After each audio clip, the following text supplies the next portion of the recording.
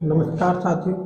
हम हाजिर हैं अपने YouTube channel Balaji study centre पे। आप सभी का स्वागत करते हैं और इस चैनल के माध्यम से नीट और high school, inter, first year, graduation और सभी जो भी बायोलॉजी में रुचि रखने वाले हमारे विद्यार्थी हैं, भाई बहन हैं, उनको यहाँ से बहुत सारी हेल्प मिल सकती है। तो हमारे साथ बने रहने के लिए बहुत बहुत धन्यवाद। देखते रहिए हमें, और जो हमारा वीडियो देख रहे हैं या जो देख चुके हैं उनको ज्ञात होगा कि हमने male productive organ of earthworm and female productive of earthworm पढ़ा रखा है। और अब आगे हम उसके कॉपुलेशन की बात करेंगे, किस तरीके से इनका कॉपुलेशन होता है अर्थवर्म का। चलिए बात करते हैं कॉपुलेशन।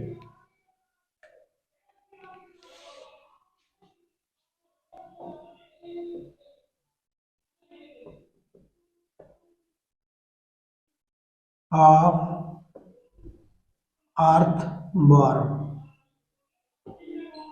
अर्थवर्म के कॉपुलेशन की अगर हम बात करें तो अर्थवर्म जो है वो द्विलिंगी जंतु है, और द्विलिंगी जंतु होने के बाद भी ये बाइसेक्सुअल है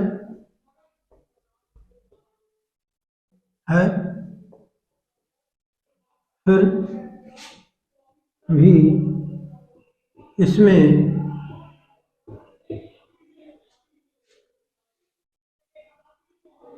क्रॉस फर्टिलाइजेशन देखने को मिलता है। फर्टिलाइजेशन देखने को मिलता है।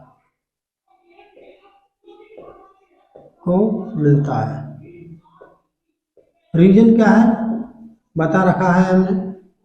प्रोटेंडरस कंडीशन पाई जाती है। प्रोटेंडरी कंडीशन का मतलब है male and female sex organ different time पर जो है वो मैच्योर होते हैं, इसलिए यहाँ पर क्रॉस फर्टिलाइजेशन देखने को मिल जाता है। तो ये जो है वो रेनी सीजन में और मिडनाइट में देखने को मिलता है। इसमें एक अर्थवर्म अपने स्पर्मेटोजोआ को, इसमें होता क्या है, एक अर्थवर्म अपने स्पर्मेटोजोआ जो आगे चलकर क्या बनाएगा, स्पर्म का फॉर्मेशन करेगा। स्पर्मेटोजोआ जो है वो दूसरे अर्थवर्म के, एक अर्थवर्म अपने स्पर्मेटोजोआ दूसरे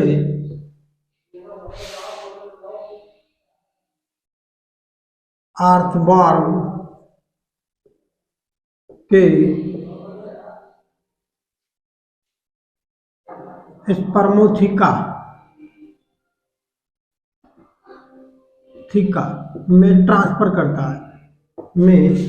स्पर्मोथिका में ट्रांसफर करता है,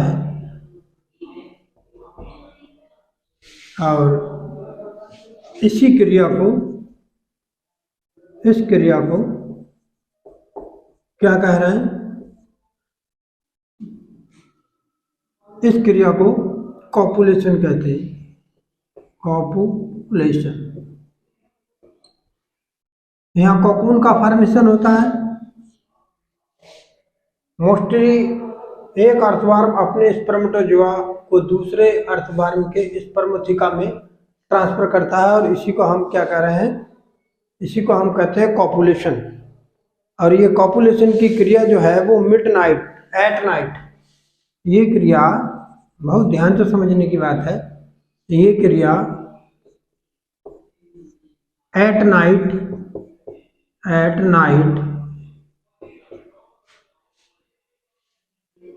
इन रेनी सीजन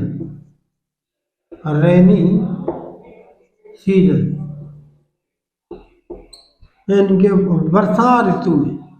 रेनी सीजन का मतलब वर्षा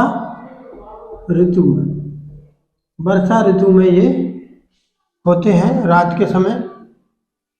मोस्टली इसके फर्टिलाइजेशन का अध्ययन अर्थवर्म में नहीं किया गया है, दूसरे एनिमलों में किया गया है, और ये मिट्टी के अंदर होता है, इसलिए इसका अध्ययन जो है वो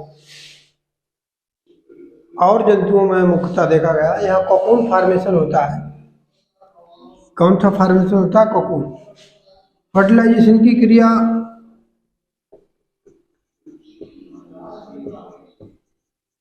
क्रिया पूछ लेगा आपसे, कहाँ में होती है? एक्सटर्नल है नल इन कोकून, जो क्लाइटेलम रीजन पर बनता है। कौन से क्षेत्र पर? 14 से 16 सेगमेंट पर क्लाइटेलम रीजन पाया जाता है, वहां पर ये कोकून का फॉर्मेशन होता है। ये बात आप अच्छे से समझ गए होंगे। कोकून का फॉर्मेशन कहाँ हो रहा है? कॉपुलेशन के समय जो दो अर्थवर्म है वो वेंट्रली रूप से एक दूसरे के अपोजिट डायरेक्शन में आ जाते हैं। जैसे देखिए, एक ये अर्थवर्म है,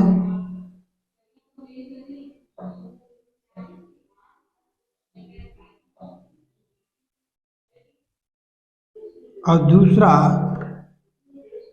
स्पर्मोथिका है। ये स्पर्मोथिका और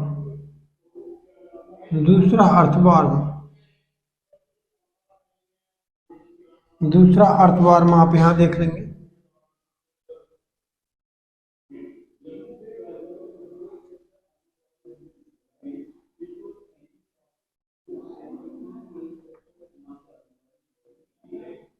ये यहाँ पर क्या बन रहा है? ये पैपली बन जाती है, जेनाइटल पैपली। इनको क्या कह रहे हैं? जेनाइटल पैपली। जेनाइटल पैपली बन रही है, और एक अर्थवर्म दूसरे अर्थवर्म के ऊपर वेंट्रली क्या है? पूरी तरीके से एक दूसरे के ऊपर अपोजिट डायरेक्शन देखिए, एक इस बार यहाँ पर पाइपली बननी हो, यहाँ तक क्या ट्रांसफर हो रहे हैं?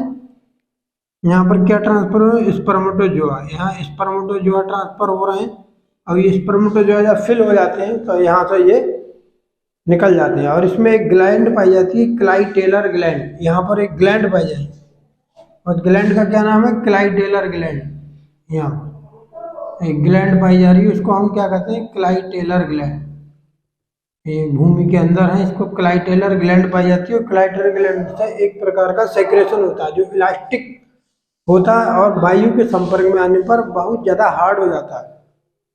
और जब ये पूरी तरीके से अब स्पर्मेटोथिका फिल हो जाते हैं, इसके बाद ये एक जो अर्थवर्म है और दूसरा अर्थवर्म है, ये अपोजिट डायरेक्शन में चले जाते हैं, और उसके बाद ये अलग हो जाती है, और ये क्लाइटेलम रीजन अलग हो गई, और यहाँ पर ये क्लाइटेलम रीजन यहाँ से बंद हो जाती है। ये क्लाइटेलम रीजन है, इसको हम क्या कहेंगे? क्लाइटेलम। क्लाइटेलम। इतनी अच्छे से समझ गए होंगे इतनी बात क्लाइटेलम रीजन की पूरी आपको ये, और इसमें क्लाइटेलम रीजन पूरी तरीके से ये आप देख लें। ये क्या है? ये आप देखें, ये कोकून है। क्लाइटेलम रीजन से पर सेक्रेट हो रहा है। क्लाइटेलर ग्लैंड है ये। यहाँ क्लाइटेलर ग्लैंड पाई जा रही है, जो क्लाइटेलर ग्लैंड, और ये क्लाइटेलर ग्लैंड के सेक्रेशन से ये बन रहा है पूरी तरीके से कोकून बनेगा। ये क्या है? फिगर कोकून, कोकून का फॉर्मेशन आफ्टर द फर्टिलाइजेशन के बाद हो जाता है। और इसके बाद पार्टली कोकून की स्टडी जो है, अभी हमने आपको बता रखा है कि कोकून की स्टडी जो है वो अर्थवार में नहीं की गई है, दूसरे एनिमल में देखने को मिलता है। या क्लाइटेलर रीजन से एक पदार्थ का सेक्रेशन होता है, और उस पदार्थ को हम क्या कह रहे हैं, जरा ऊपर का हम थोड़ा साफ करते हैं, फिर आगे आपको बताते हैं।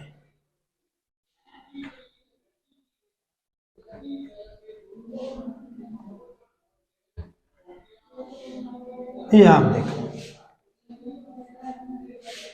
इसके कोकून, कोकून जो है, कोकून एक क्लाइटेलर रीजन के सेक्रेशन से बनता है। क्लाइटेलर ग्लैंड होती है, उसके सेक्रेशन से ये जिलेटिनस पदार्थ सेक्रेट होता है।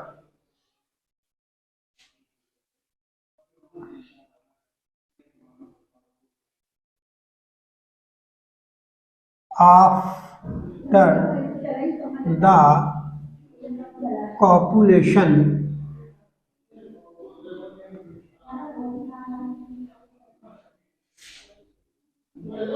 कॉपुलेशन के बाद, कॉपुलेशन के बाद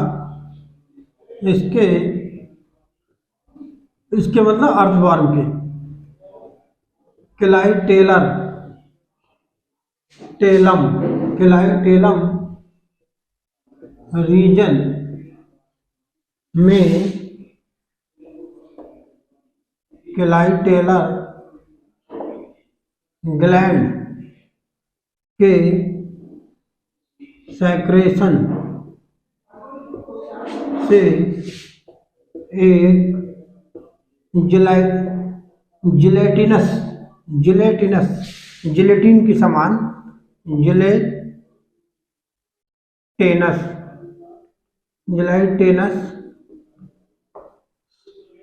इलास्टिक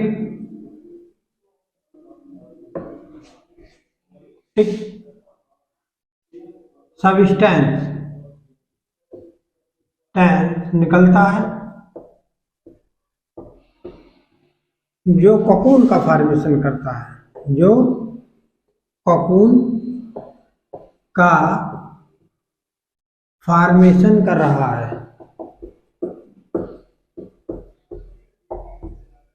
किसका फॉर्मेशन कर रहा है? कोकून का। और कोकून के फॉर्मेशन के पश्चात 6 से 7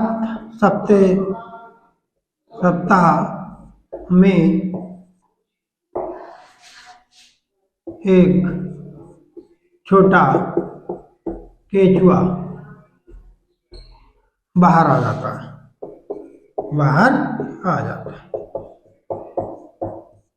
तो ये इसका फर्टिलाइजेशन एंड कॉपुलेशन हो गया। अच्छे से आप समझ रहे होंगे, मुझे उम्मीद है। और अर्थवर्म को कुछ इकोनॉमिक में इम्पोर्टेंट भी है, बहुत ज़्यादा नहीं है, हम समझते हैं। आप इसको नोट करते चले तो ज़्यादा अच्छा है, क्योंकि यहाँ से बहुत सारी चीज़ें आपको सीखने को मिलेंगी, और सीखते रहिए तो ज़्यादा ही अच्छा रहेगा। इसको आगे बढ़ाते हैं हम इसकी बात करेंगे। अब इकोनॉमिक इम्पोर्टेंट की तो कोई खास इकोनॉमिक इम्पोर्टेंट नहीं है। यहाँ से एक ही सवाल पूछा जाता है, वो है केचुए को किसानों का मित्र कहते हैं। तो क्यों कहते हैं, ये बात आपको समझने की है। केचुओं को किसानों का मित्र क्यों कह रहे हैं? क्योंकि केचुआ भूमि को पोली कर फर्टाइल बनाता है, पोली करके फर्टाइल बना देता है, इसलिए।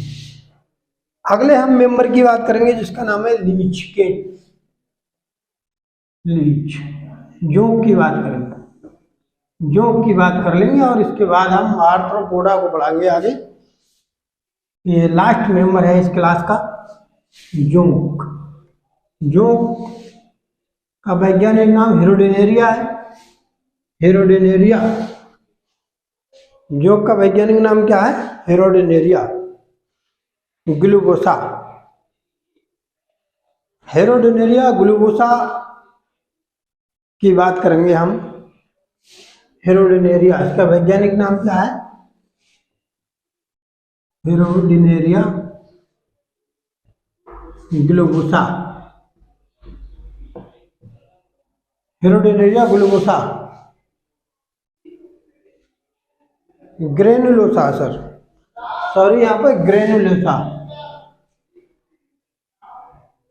Granulosa, granulosa, हेरोडिनेरिया granulosa, हेरोडिनेरिया granulosa,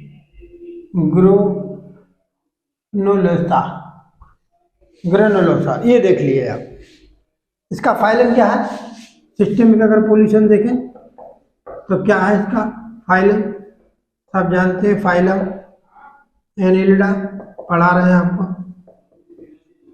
Annelida है फाइलम, जो कि एनिलिडा,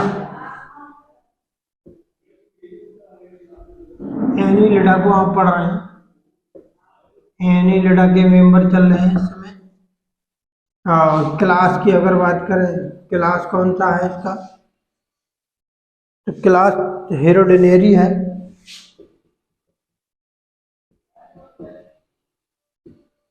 हेरोडिनेरी। और अगर इसके हम फैमिली की बात करें तो हेरोडेनी, हेरोडिनी,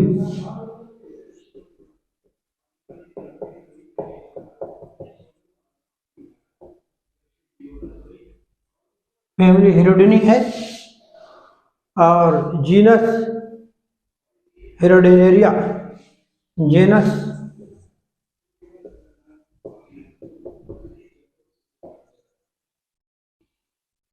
ग्लू। स्पीशीज की बात करें तो ग्रेन्युलोसा, ग्रेनुलोसा, हेरोडिनेरी, हेरोडिनी। और इसके कुछ हैबिट एंड हैबिटाट की बात कर लेते हैं। इसके हैबिट एंड हैबिटाट क्या है? हैबिट एंड हैबिटाट हम कोई खास ज्यादा बात नहीं करेंगे इसकी, बहुत सिंपल देखते हैं इसको। लीच को, ये संगीवोरस है, ये संगीवोरस, संगीवोरस किसे कहते हैं पूछेगा आपसे? संगीवोरस ऐसे एनिमल जो ब्लड सक करते हैं, संगीवोरस है। एक्वाटिक है, एक्वाटिक है, जलीय जीव है, जल में रहता है। और डॉर्सली वेंट्रली फ्लैट होता है, डॉर्सो वेंट्रली फ्लैट है, ये फ्लैट माने चपटा है, डॉर्सल वेंट्रल यानी कि थोड़ा चपटा होता है। और इसकी बॉडी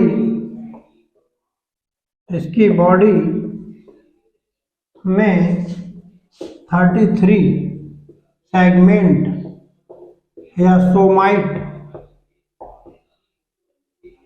जो कि मेटामेरिक है, सोमाइट जो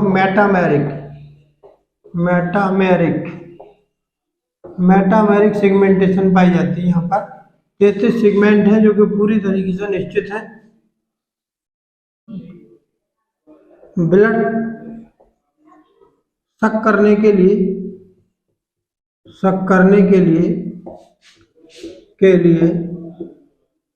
इसके एंटीरियर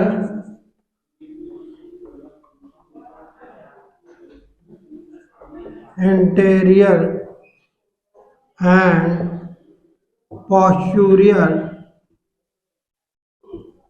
एंड पर सकिंग ऑर्गन सूकर सूकर पाए जाते हैं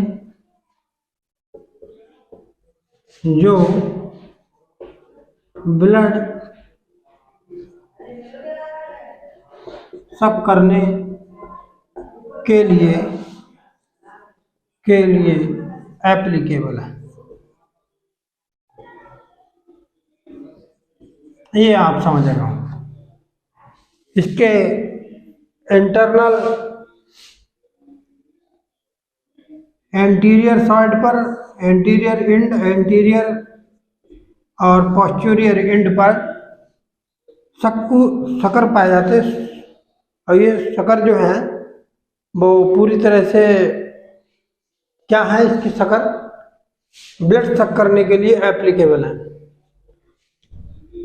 anterior side narrow broad, anterior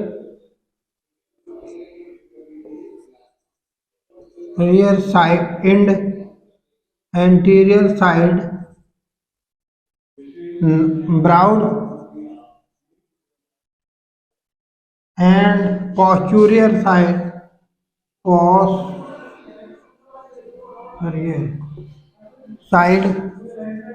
नारो होती है। नारो माने सकरी, यानी कि अगर इसका चित्र की बात करें तो इस तरीके का देखने को मिलेगा। जरा हम चित्र की बात कर लेते हैं। थोड़ा ऊपर को हम मिटाते हैं। अगर ये आपका करैक्टर नोट कर लिए हों तो इन करैक्टरों को नोट कर ले। हम समझते नोट कर चुके होंगे या कर रहे होंगे। चलिए थोड़ा इसका चित्र देख लेंगे और इसको यहाँ पर समाप्त कर रहे हैं फटाफट।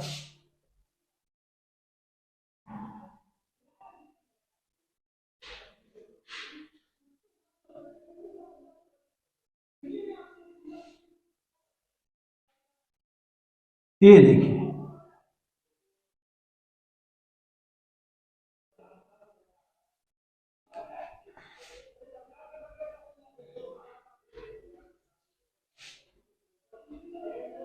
ये इसका माउथ है और यहाँ पर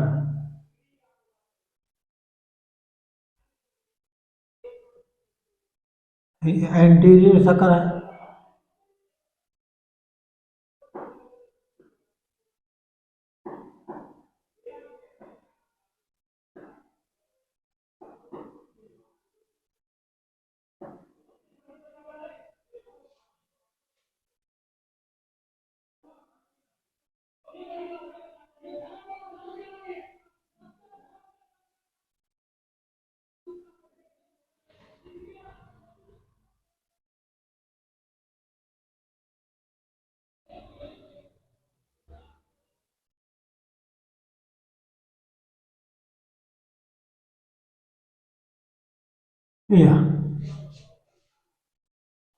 ये हेरोडेनेरिया है जो ये इसका माउथ है और ये सकिंग ऑर्गन सकिंग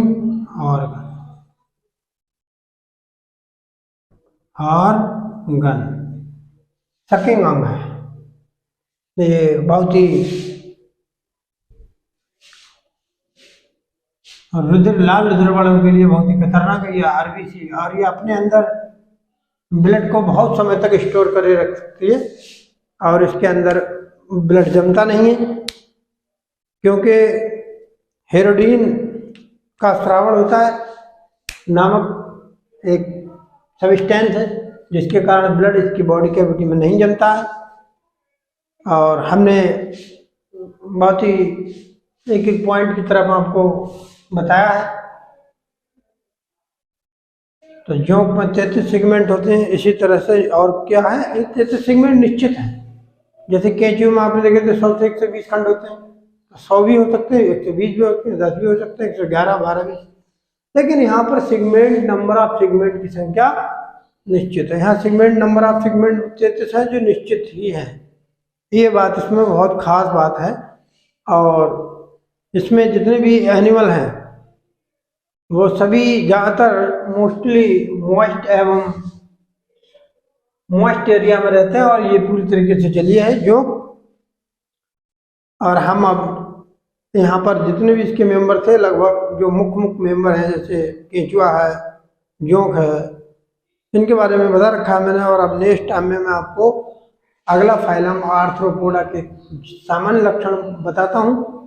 और जो भी भाई बहन इसको देख रहे हैं, जिनकी अच्छे से इसका लाभ ले रहे हैं और जो देख रहे हैं उनको बहुत बहुत धन्यवाद। कृपया इसको सब्सक्राइब करें और हमारे साथ कमेंट शेयर अवश्य करें।